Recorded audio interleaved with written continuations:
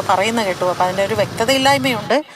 Anyway എന്ത് തന്നെയാണെങ്കിലും ഈ ഒരു മാറ്റം അല്ലെങ്കിൽ ഇങ്ങനെ ഒരു നടപടിയിലേക്ക് പോവുക എന്നുള്ളത് തീർച്ചയായിട്ടും മോഹൻലാൽ എന്ന് പറയുന്ന ആ സംഘടനയുടെ പ്രസിഡന്റും ഒപ്പം നമുക്ക് മലയാളത്തിൽ സിനിമയുടെ ഏറ്റവും ഉന്നത സ്ഥാനത്തിരിക്കുന്ന ഒരു വ്യക്തി എന്നുള്ള നിലയ്ക്ക് പുള്ളി ചെയ്തത് എന്തുകൊണ്ട് ഉചിതമായ ഒരു കാര്യമാണ്. അത് സ്വാഗതാർഹമാണ്.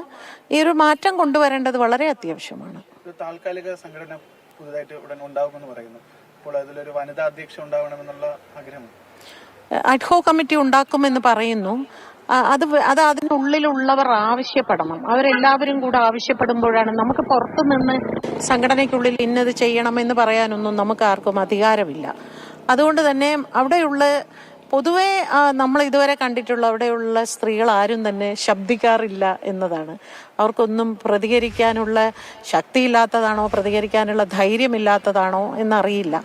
അപ്പം ഇതിപ്പോൾ ഇങ്ങനെ ഒരു സിറ്റുവേഷൻ വന്നപ്പോൾ ഇപ്പം സമൂഹത്തിന് മുൻപിൽ തെറ്റ് ചെയ്തവരുടെ പേരിൽ തെറ്റ് ചെയ്യാത്തവരും സംശയത്തിൻ്റെ നിഴലിൽ നിൽക്കുകയാണ്. പലരും നാണക്കേട് അനുഭവിച്ചു കൊണ്ടിരിക്കുകയാണ്. അപ്പോൾ തീർച്ചയായിട്ടും അതിനെല്ലാം നമ്മൾ ഒരുമിച്ച് നിന്നാൽ മാത്രമേ ഒരു സൊല്യൂഷൻ കാണാൻ പറ്റുള്ളൂ. ആ നിലയ്ക്ക് അവിടെയുള്ള സ്ത്രീകളെല്ലാം കൂടി ചേർന്ന് തന്നെ പറയണം ഒരു വനിതാ അധ്യക്ഷ ഉണ്ടായിരിക്കണം.